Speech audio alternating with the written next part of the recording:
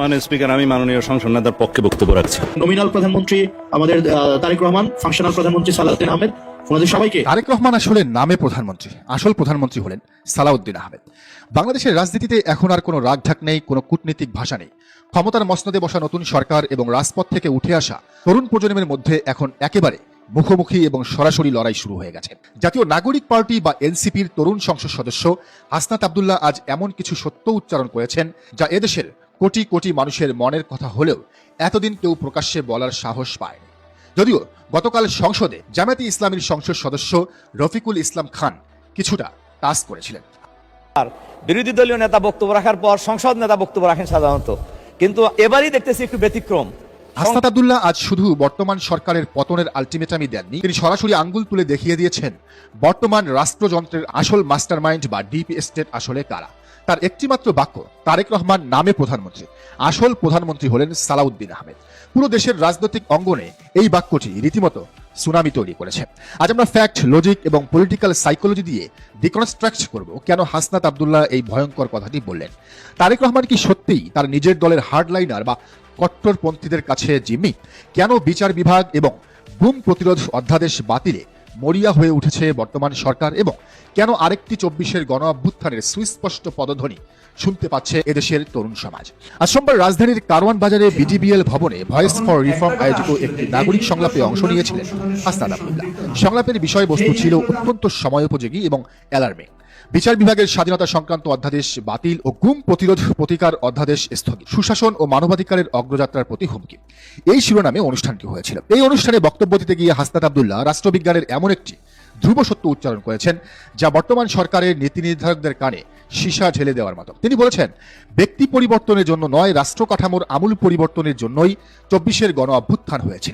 যদি আগের সিস্টেম অক্ষুণ্ণ রাখা হয় তবে যে কোনো ব্যক্তি পরবর্তী সময়ে হাসিনা হয়ে উঠতে পারে। তিনি বলেন, হাসিনা কোনো একক ব্যক্তি নয়, বরং অনেকগুলো ফ্যাসিবাদী আইডিয়ার সমষ্টি। একটু ঠান্ডা মাথায় এই কথাটির গভীরতা চিন্তা করুন। আমরা গত ৫ আগস্ট শেখ হাসিনাকে দেশ থেকে তাড়িয়েছি ঠিকই, কিন্তু শেখ হাসিনা যে ভয়ঙ্কর সিস্টেমটা তৈরি করে গেছেন, যেখানে বিচার বিভাগ সরকারের পকেটে থাকে, মানবাধিকার কমিশন ঠুটো জগন্নাথ হয়ে থাকে, আর পুলিশ বাহিনী সরকারের পেটোয়া বাহিনী হিসেবে কাজ করে, সেই সিস্টেমটা কি আমরা ভাঙতে পেরেছি?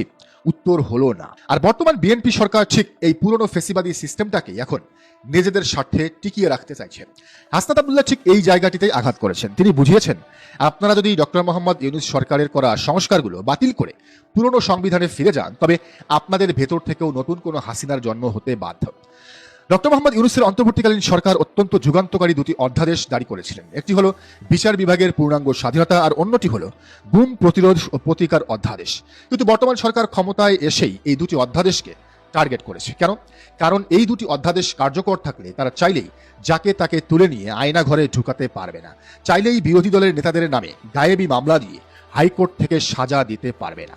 হাসনাত আব্দুল্লাহ অত্যন্ত যৌক্তিক একটি পয়েন্ট তুলে ধরেছেন। তিনি বলেছেন, মানবাধিকার কমিশনকে যদি সরকারের বা মন্ত্রণালয়ের অধীন রাখা হয় এবং এই নতুন অধ্যাদেশ যদি কার্যকর না হয়, তবে ২০০৯ সালের পুরনো আইন অনুযায়ী যে কোনো গুম বা মানবাধিকার লঙ্ঘনের তদন্তের দায়িত্ব সরাসরি চলে যাবে স্বরাষ্ট্র মন্ত্রণালয়ের হাতে।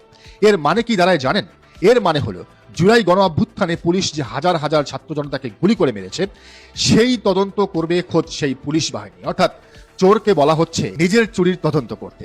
এর চেয়ে বড় প্রহসন, এর চেয়ে বড় ডাবল স্ট্যান্ডার্ড আর কি হতে পারে? মানুষ একটি নতুন রাষ্ট্র চেয়েছিল, যেখানে রাতের অন্ধকারে কাউকে বাসা থেকে তুলে নিয়ে হাওয়া করে দেয়া হবে না। কিন্তু বিএনপি সরকার সেই পুরনো আয়নাঘরের কারিগরদের সাথেই যেন নতুন করে হাত মিলিয়েছে, নতুন করে চুক্তি করছে। এবার আসুন আজকের সবচেয়ে বড় এবং বিস্ফোরক সমীকরণটিতে। হাসনাত আব্দুল্লাহ প্রকাশ্যেই বলেছেন, তারেক রহমান নামে প্রধানমন্ত্রী, আসল প্রধানমন্ত্রী হলেন সালাউদ্দিন আহমেদ। একজন রানিং প্রধানমন্ত্রীর ক্ষমতা এবং কর্তৃত্ব নিয়ে এর চেয়ে বড় প্রশ্নবোধক চিহ্ন আর কিছু হতে পারে না। কিন্তু হাসনাত আব্দুল্লাহ কি এই কথাটা স্রেফ আবেগের বসে বলেছেন? একেবারেই না। আপনি যদি গত কয়েক মাসের রাজনৈতিক ঘটনাবলী একটু নিবিড়ভাবে পর্যবেক্ষণ করেন, তবে এর পেছনের আসল সত্যটি বুঝতে পারবেন। সংসদে যখনই জুলাই সনদ গণভোট বা সংবিধান সংস্কারের প্রসঙ্গ উঠেছে, তখনই সরকারের পক্ষ থেকে সবচেয়ে আগ্রাসী, সবচেয়ে দাম্ভিক এবং সবচেয়ে কঠোর অবস্থানটি কে নিয়েছেন? স্বরাষ্ট্রমন্ত্রী সালাউদ্দিন আহমেদ। তারেক রহমান যখন লন্ডন থেকে দেশে ফিরলেন তখন তিনি কিছুটা হলেও সংস্কার এবং ঐক্যমত্যের সুরে কথা বলেছিলেন, কিন্তু সালাউদ্দিন আহমেদ সংসদে দাঁড়িয়ে অত্যন্ত দম্ভের সাথে বলেছেন, রাষ্ট্র আবেগ দিয়ে চলে না, রাষ্ট্র চলে সংবিধান দিয়ে। 70% মানুষের গণভোটের কোনো মূল্য নেই, অর্থাৎ সরকারের ভেতরের একটি শক্তিশালী সিন্ডিকেট বা ডিপ স্টেট, যাদের নেতৃত্বে রয়েছেন সালাউদ্দিন আহমেদের মতো কট্টরপন্থীরা, তারাই মূলত বর্তমান সরকার এবং রাষ্ট্রযন্ত্রকে পেছন থেকে পরিচালনা করছেন। তারেক রহমান হয়তো দলের প্রধান, কিন্তু রাষ্ট্র পরিচালনার ক্ষেত্রে তিনি এই কট্টরপন্থী সিন্ডিকেটের কাছে পুরোপুরি জিম্মি হয়ে পড়েছেন। আসাদুল্লাহ আজ সেই গুমট সত্যটিকেই সবার সামনে নগ্ন করে দিয়েছেন। তিনি বুঝিয়েছেন যে রাষ্ট্রীয় সিদ্ধান্ত তারেক রহমান নিচ্ছেন না, সিদ্ধান্ত নিচ্ছেন তারা, যারা এই পুরনো ফেসিবাদী সিস্টেমের সর্বোচ্চ সুবিধাভোগী। এই সব কিছুর ফলাফল কি হবে? হাসনাত আব্দুল্লাহ তার বক্তব্যের শেষে যে আলটিমেটাম দিয়েছেন তা বর্তমান সরকারের জন্য একটি চূড়ান্ত সতর্কবার্তা। তিনি বলেছেন, ক্ষমতাসীনেরা যদি মেজরিটির বড়াই করে সংস্কার থেকে পিছিয়ে যায়, তবে 24-এর মতো আরেকটি অভ্যুত্থানের প্রস্তুতি কোনো না কোনো সময় শুরু হবে। বিএনপি সরকার হয়তো ভাবছে 209 সিটের বিশাল মেজরিটি নিয়ে তারা যা খুশি তাই করবে। তারা হয়তো ভাবছে প্রশাসন, পুলিশ এবং বিচার বিভাগ তাদের হাতে থাকলে কেউ তাদের কিচ্ছু করতে পারবে না। ঠিক একই কথা ভেবেছিল পতিত স্বৈরাচারী শেখ হাসিনা। কিন্তু এই জেনজি বা তরুণ প্রজন্ম প্রমাণ করে দিয়েছে যে মেজরিটি বা বন্দুকের নলের চেয়ে রাজপথের শক্তি অনেক বেশি ভয়ঙ্কর। যদি সরকার জুলাই সনদকে আস্থা করে ছুড়ে ফেলে, যদি তারা গুম অধ্যাদেশ বাতিল করে পুরনো কায়দায় দেশ চালাতে চায়, তবে আগামী দিনে এদেশের তরুণ সমাজ বসে থাকবে না। 24-এর অভ্যুত্থান ছিল শুধু একজন ব্যক্তিকে সরানোর জন্য, আর আগামী দিনের অভ্যুত্থান হবে পুরো সিস্টেমকে শেকড় সহ উপড়ে ফেলার জন্য। আর সেই সুনামির সামনে সালাউদ্দিন আহমেদদের দম্ভ কিংবা তারেক রহমানের মেজরিটি কোনো কিছুই টিকতে পারবে না। সরকারকে এখনই সিদ্ধান্ত নিতে হবে, তারা কি শহীদদের রক্তের সাথে বেইমানি করে নতুন স্বৈরাচার হিসেবে ইতিহাসে কলঙ্কিত হবে, নাকি তারা নিজেদের ভুল বুঝতে পেরে জুলাই সনদের পূর্ণাঙ্গ বাস্তবায়নে ফিরে আসবে? দর্শক, আপনাদের কি মনে হয়? হাসনাত আব্দুল্লাহর এই দাবি কি যৌক্তিক যে আসল ক্ষমতা সালাউদ্দিন আহমেদের হাতে, তারেক রহমানের হাতে নয়? তরুণদের এই নতুন অভ্যুত্থানের আলটিমেটামকে বিএনপি সরকার কি সামাল দিতে পারবে? জানার মন্তব্যের ঘরে